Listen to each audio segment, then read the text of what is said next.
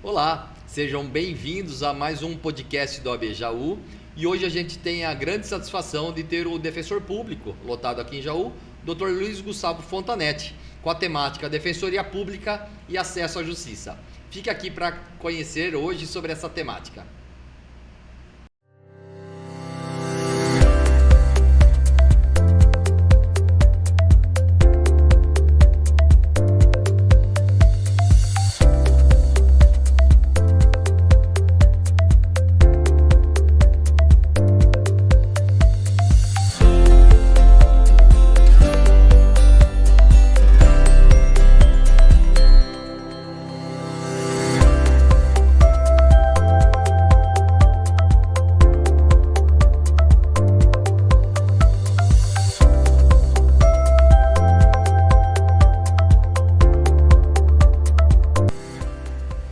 Sejam bem-vindos a mais um episódio do podcast do AB Jaú.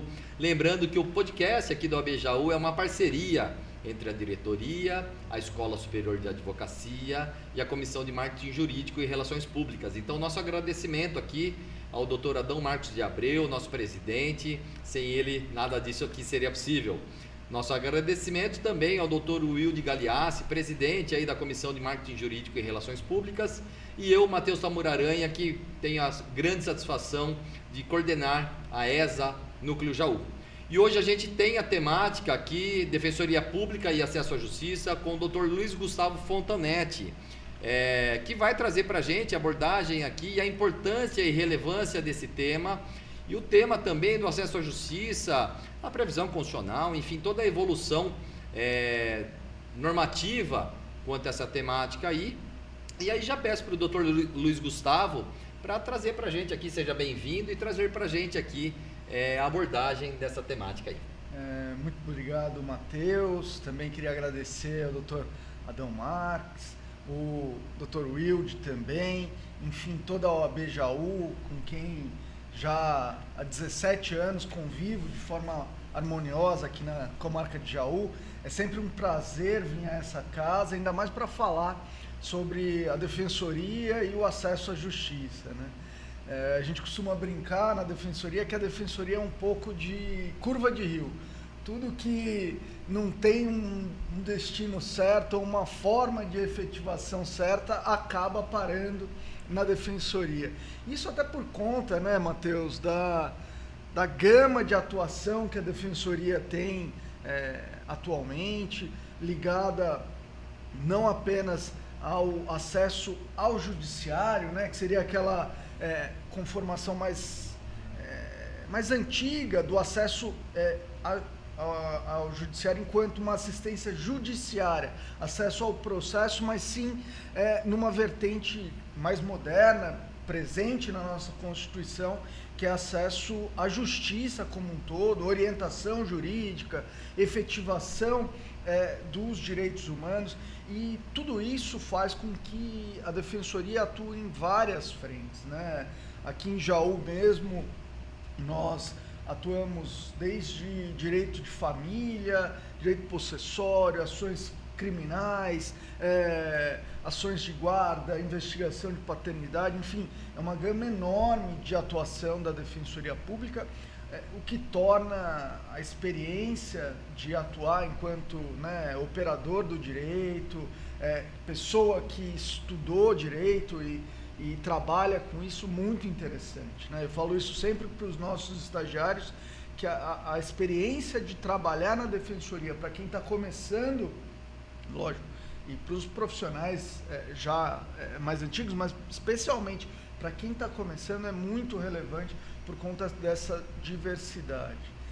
Mas aí, entrando um pouco, né, Matheus, no tema proposto, o acesso à justiça no Brasil é algo tratado do ponto de vista normativo há muitos anos, né? Desde, para falar dos mais recentes pontos normativos, eu acho que o grande marco de virada foi a Lei 1060 de 1950, que traz aí, né, a gratuidade judiciária, que era naquela época um grande avanço por permitir quebrar o primeiro entrave para acesso à justiça, que é a dificuldade financeira, né, de custear os advogados, custear custas processuais. Então, naquele momento, isso foi um avanço.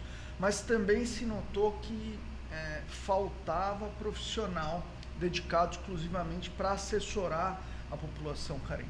A partir daí começa uma evolução, a gente tem o nascimento já, ainda de forma incipiente, mas é o nascimento da Defensoria enquanto instituição no Rio de Janeiro, em 1954, é a defensoria mais antiga do país, mais tradicional, né?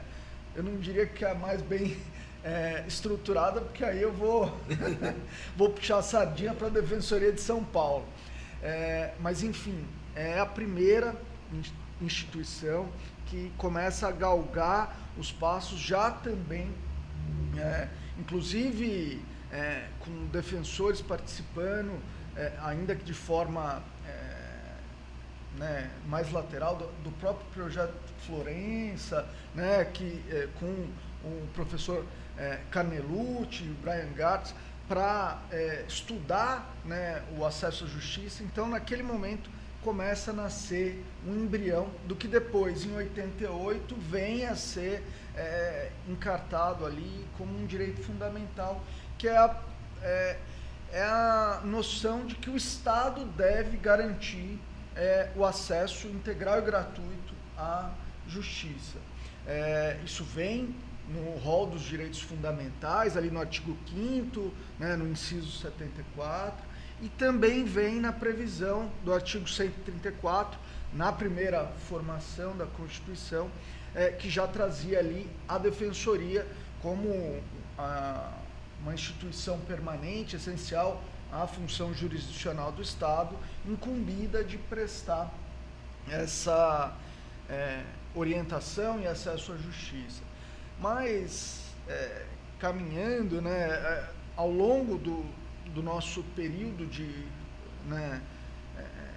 vivência na Constituição de 88 e também com o nascimento nos novos estados das outras defensorias, o ganho de massa com a atuação da Defensoria, porque é isso, né? A população começa a buscar muito os serviços da Defensoria e cada vez o Estado também começa a enxergar o capital de efetivação de direitos que a Defensoria tem o potencial de atingir, né? Então, ali já começam a surgir evoluções do próprio artigo 134, com as emendas constitucionais, primeiro 45, que garante autonomia financeira e institucional à Defensoria, que permite, é muito relevante essa emenda constitucional 44 para as defensorias estaduais, porque permite, 45, perdão, porque permite que a Defensoria tenha tranquilidade para, inclusive, litigar contra o próprio Estado, né? E esse é um papel fundamental que as defensorias têm hoje, né? Litigar contra o Estado para efetivar o direito da população vulnerável. Em seguida vem a emenda constitucional 74, que garante também essa autonomia para a DPU e para a DPDF, né, que estavam fora dessa emenda 45. E, por fim, a emenda constitucional, que eu particularmente entendo que trouxe um avanço significativo e que torna a Defensoria a instituição que ela é hoje, que foi a emenda constitucional 80, que ela traz três avanços significativos para a normativa constitucional da instituição. Primeiro, prevê na Constituição que a Defensoria ela vai ter também, né, os princípios da independência funcional,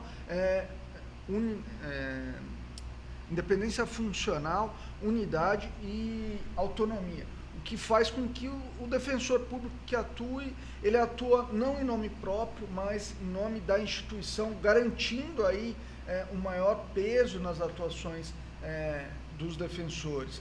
Também prevê que a Defensoria,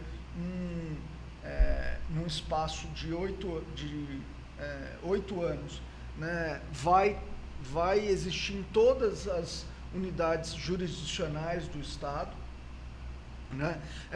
Isso ainda não se concretizou, muito embora a emenda seja de 2014, o prazo teria acabado em 2022, isso não se concretizou, mas houve um avanço, porque agora, né, depois ali dessa emenda constitucional, já se instalou defensoria em todos os estados, com a Defensoria de Santa Catarina, Paraná, Goiás e o Amapá, salvo engano, né? E também ela prevê algo que eu considero muito relevante, um direcionamento sobre aonde a defensoria tem que estar enquanto ela não conseguir estar em todos os locais, que é justamente nos locais de maior adensamento populacional e maior índice de vulnerabilidade social, né? Isso parece trivial, mas é um direcionamento muito potente, inclusive para os próprios governos estaduais, para investirem na direção certa, né? Isso foi muito importante para a defensoria, inclusive porque também, né, essa emenda, e aí é o último paradigma que ela traz, ela deixa expresso que a defensoria é instrumento do regime democrático e, como tal, ela tem que não apenas orientar a população, mas lutar pela efetivação dos direitos humanos em todos os graus, sejam direitos coletivos ou individuais, de forma ampla, trazendo uma característica muito de atuação material para além só da atuação judicial da defensoria. Isso gerou uma série de incrementos legislativos, a própria Lei da Assistência Civil Pública, Código do Consumidor, o ECA, a Lei Maria da Penha, todos prevendo esse papel da Defensoria Pública. Perfeito. Fica bem evidenciado aqui, né, a importância da Defensoria Pública e realmente a palavra-chave aí, eu acho que é a efetivação desses direitos todos preconizados na Constituição, né, e o acesso à justiça como cláusula pétrea, então demonstra realmente a importância e, embora tardia, né, algumas dessas previsões, mas ainda é tempo de normatizar e ser prevista constitucionalmente muitos desses direitos e dessas prerrogativas aí da Defensoria Pública. A gente faz um breve intervalo aqui e a gente já volta.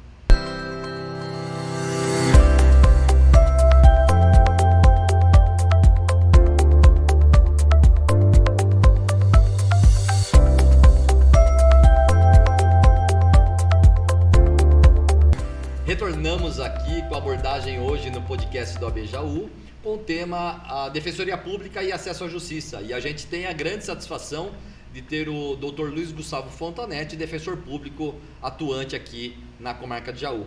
Ele trouxe nesse primeiro bloco a importância da Defensoria Pública, o acesso à Justiça, na concepção mais ampla, né? Não só ao Judiciário, mas a atuação da Defensoria Pública também na abordagem extrajudicial, consultoria, né? E aí é a grande valia para que ele traga a todos aqui abordagem, né, e atuação da Defensoria Pública, a sua instituição também no estado de São Paulo. Também foi um pouco tardia aí essa instituição, né, mas como se estruturou depois a Defensoria Pública paulista. Perfeito, Matheus. Até é engraçado, a gente falava, né, da estruturação constitucional da Defensoria, mas nem tudo são flores, né?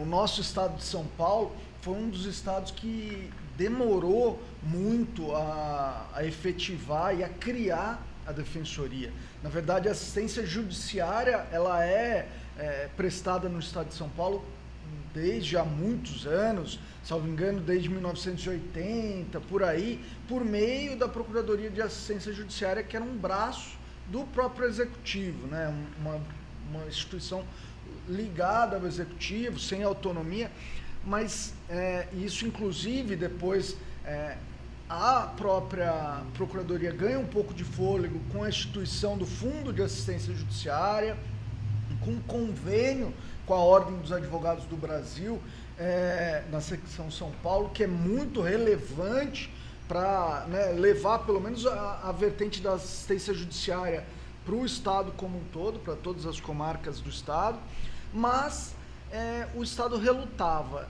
em criar a defensoria. Aí em 2002, né, já passados aí bons anos da Constituição, um movimento social cria, né, em São Paulo um movimento pela criação da defensoria, com mais de 440 instituições da sociedade civil, grupos, enfim, ligados aos direitos humanos, à pauta por moradia, e começa a pressionar o governo do estado para que fosse criado. Até o slogan dessa campanha, que durou de 2002 a 2006, era defensoria para quem tem, para quem precisa de efetivação de justiça, né? E aí em 2006, efetivamente, a Alesp aprova, e o governador do estado, à época o governador Geraldo Alckmin, sanciona a Lei Complementar Estadual 988 de 2006 e cria então a defensoria. Nesse momento, 87 procuradores do estado, optam pela migração, e a defensoria começa com essa gênese aí na luta popular. E é interessante, Matheus, que isso isso reverbera na própria lei da defensoria, nos mecanismos de gestão e atuação da defensoria. E aí eu cito aqui pelo menos 3 de intervenção popular direta na defensoria, que eu acho que é algo que depois acaba sendo replicado nas outras defensorias, que é a ouvidoria externa, né, vinda da sociedade civil autônoma, serve para gerir toda a parte de críticas, sugestões aos serviços da instituição, a elaboração bianual de um plano de atuação com base em conferências estaduais sobre a atuação da defensoria. Então, a cada 2 anos, a defensoria ela monta conferências estaduais em todas as regiões do estado para colher sugestões, impressões, necessidades do nosso público-alvo, para aí então voltar para internamente fazer um plano de atuação com base nessas impressões.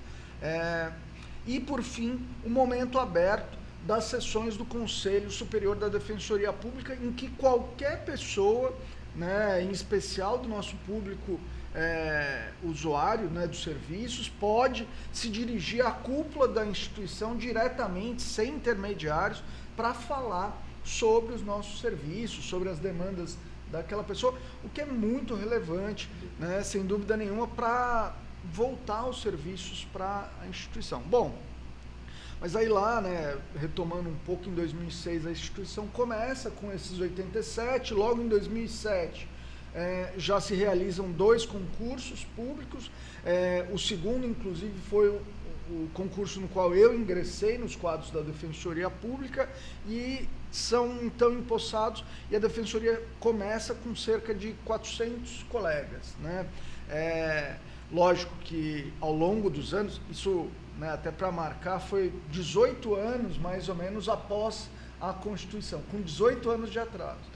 Mas a Defensoria seguiu, e hoje, já com 18 anos de história de criação, a Defensoria conta com cerca de 800, de São Paulo que conta com cerca de 842 defensores atuantes, em 66 unidades espalhadas por quase 50 cidades do estado inteiro, né? Prestando serviços aí nas mais variadas áreas da Defensoria. Para falar um pouco da estrutura, começando de cima para baixo, né?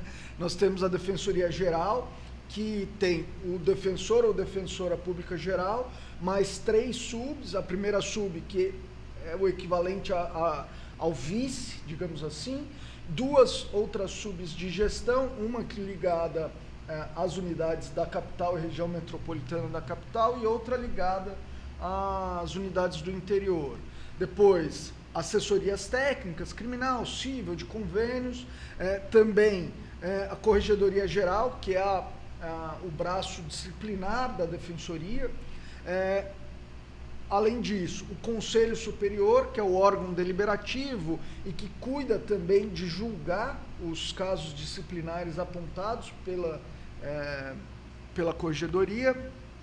Algo que eu acho que faz parte da grande efetividade da Defensoria Paulista, que são os núcleos especializados e a escola da Defensoria. A escola cuida de atualizar tecnicamente todos os defensores e servidores continuamente, e os núcleos, que são hoje 10 núcleos temáticos: direitos humanos, habitação e urbanismo, segunda instância e tribunais superiores, criança e adolescente, pessoas com deficiência e idosos, enfim, 10 núcleos temáticos com defensores lotados na capital e que são os coordenadores que ficam lá, e também membros escolhidos pelo Conselho Superior nas unidades de todo o Estado, né, que criam e aperfeiçoam práticas exitosas para serem aplicadas nas várias unidades do Estado, e também atuam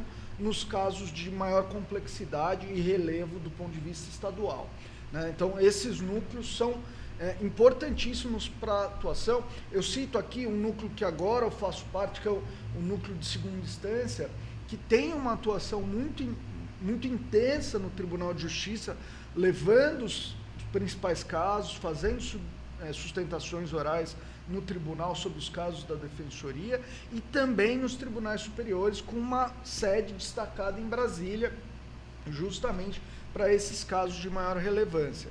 E por fim, aí nós temos as unidades, né, que contam com defensores, oficiais de defensoria,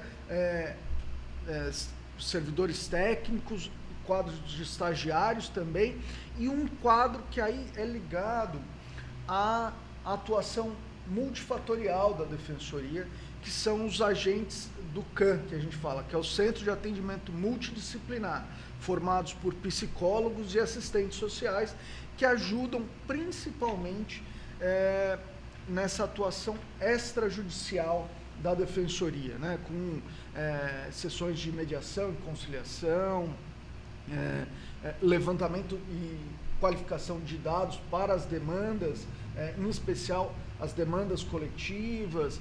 Então, é mais um instrumento ali das nossas unidades que eu considero relevante, e que, de novo, a Defensoria Pública de São Paulo, aí que não nos ouça a Defensoria Pública do Rio, serve de modelo para as várias outras defensorias do país, por inovar, né, trazendo aí um instrumento bem relevante para as nossas atuações.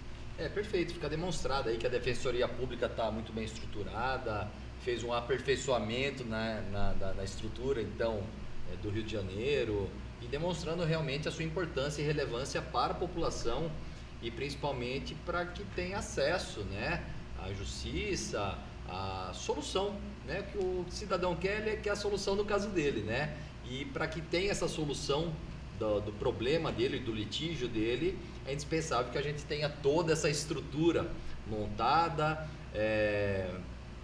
hierarquia, mas também essa atuação multiprofissional também, né, nas unidades, porque a pessoa, quando vai, o assistido vai até a unidade, né, claro que ele deve imaginar toda essa estrutura, mas aqui fica evidenciada toda essa estrutura e a importância de toda essa estrutura.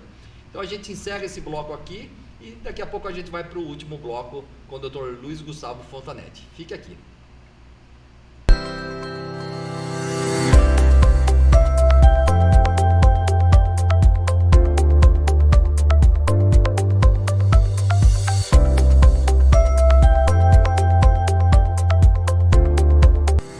Voltamos aqui para o nosso último bloco com o Dr. Luiz Gustavo Fontanetti, tratando da Defensoria Pública e acesso à justiça.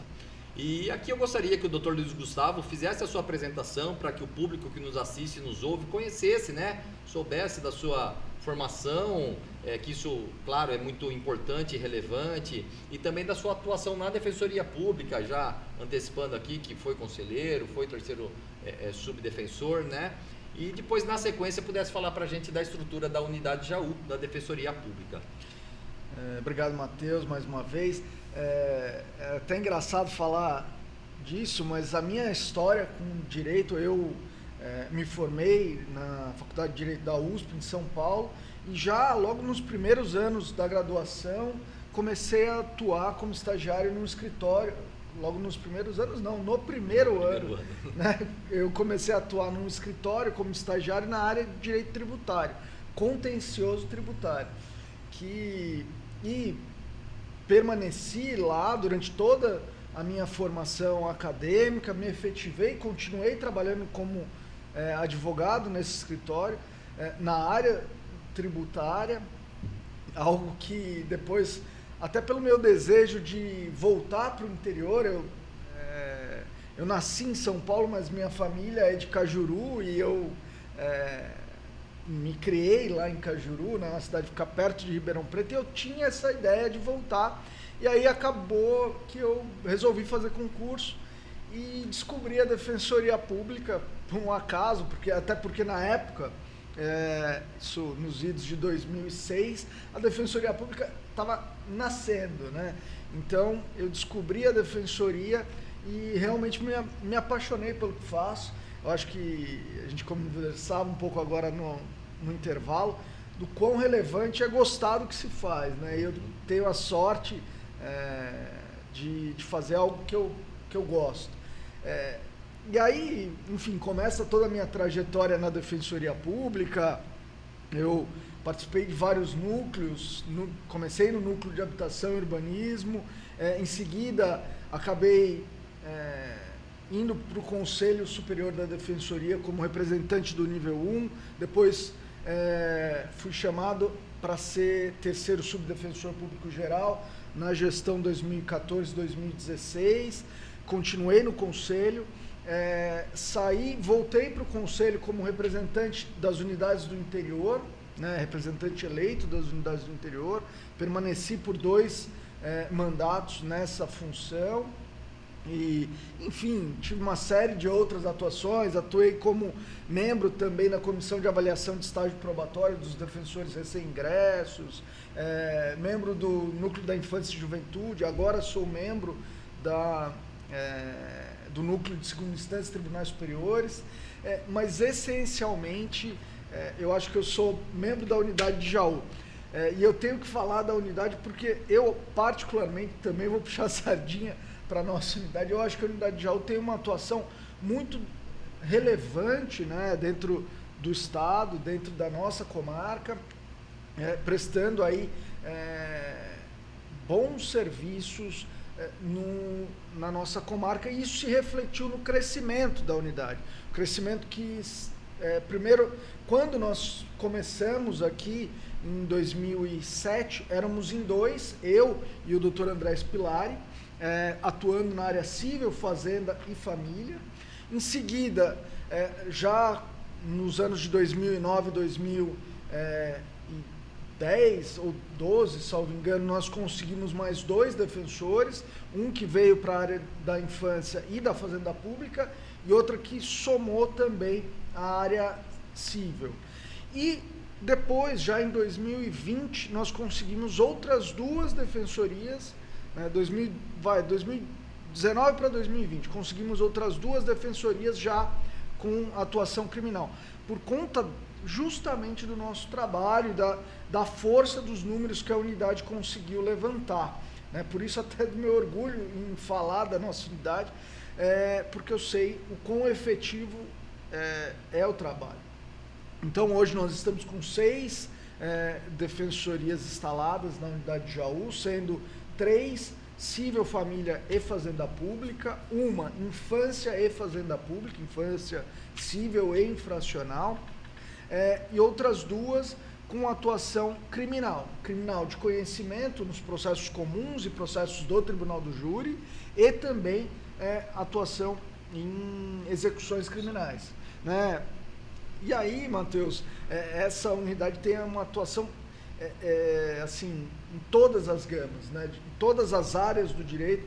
É muito interessante, até a gente estava falando no primeiro bloco, justamente por isso. Então, a nossa atuação vai desde o direito de família, ação de guarda, ação de alimentos, divórcio, reconhecimento de São Estado, vizinhança, aí investigação de paternidade, retificação de assento, direito possessório, né, os processos criminais, os processos coletivos, né, nós atualmente, já foram várias ações coletivas, mas atualmente na unidade nós temos em trâmite pelo menos 4 atuações coletivas, né, que eu me lembro agora. Uma ação civil pública para obtenção de tratamento fonoaudiológico para as crianças autistas, uma defesa coletiva das famílias da Vila Ivan que tiveram as casas demolidas, uma ação civil pública para obtenção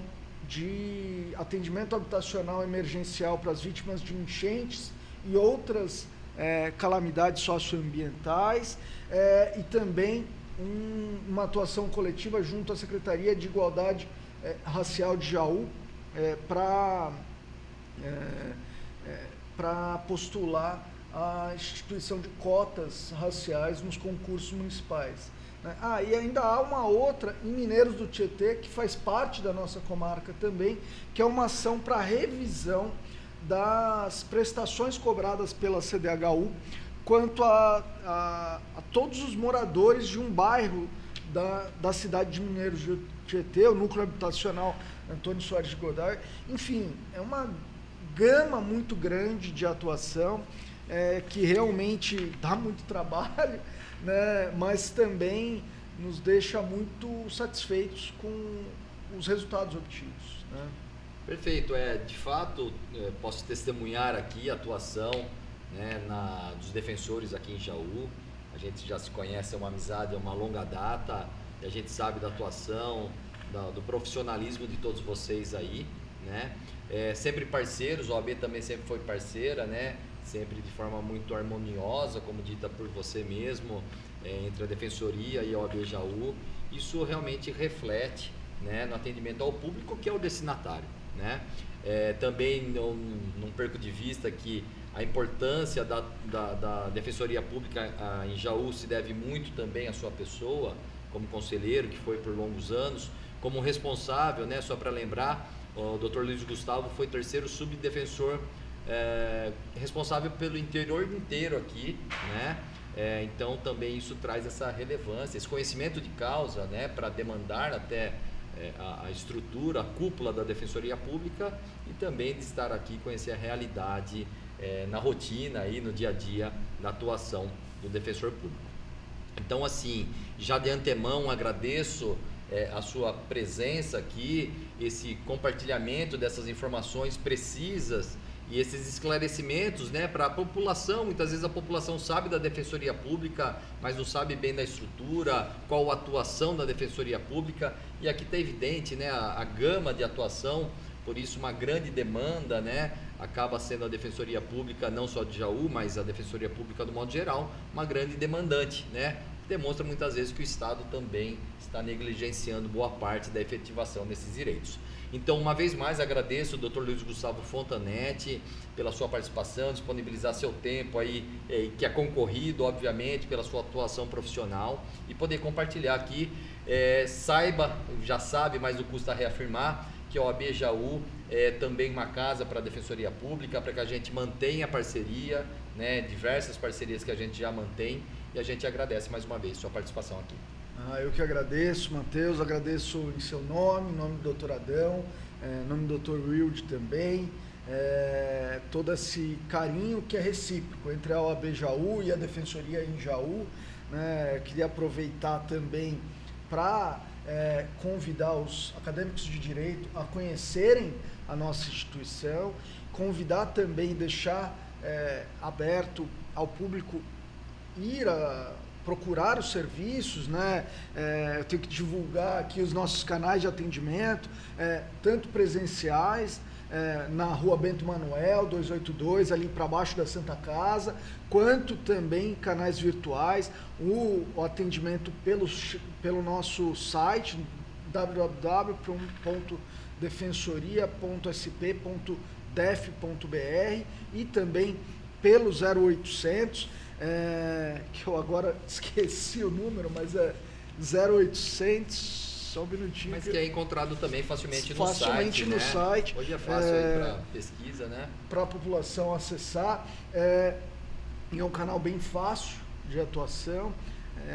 Lá, nesses canais, elas podem atualmente agendar os horários de atendimento na defensoria e casos urgentes podem nos procurar de segunda a sexta em horário comercial também, inclusive pelos e-mails, caso seja necessário, canais virtuais, enfim. Fica meu agradecimento ao OAB Jaú pela disponibilização do espaço também aberto para a defensoria, né, e também pela parceria de anos na comarca de Jaú, que com certeza traz muitos frutos para a nossa comarca. É isso. Muito Perfeito. obrigado. Perfeito. A gente teve hoje aqui a apresentação do Dr. Luiz Gustavo Fontanetti, trazendo a Defensoria Pública e Acesso à Justiça. É de grande valia o conhecimento que ele traz. Então é importante que você também nos siga no Spotify, no YouTube, e para que você seguindo a gente, você vai ser notificado dos próximos episódios. Fique aqui para que você conheça cada vez mais do direito, da atuação mais ampla dos operadores do direito. E lembrando que o podcast do OAB Jaú é uma parceria entre a diretoria, e a nossa gratidão ao Dr. Adão Marcos de Abreu, a Comissão de Marketing Jurídico e Relações Públicas, presidida pelo nosso colega e que organiza toda essa bagunça no bom sentido aqui, Dr. Wilde Galeassi, responsável pela parte técnica e pela divulgação também, e a Escola Superior de Advocacia, que eu tenho a grande honra de coordenar. Fique aqui para os próximos episódios. Até lá!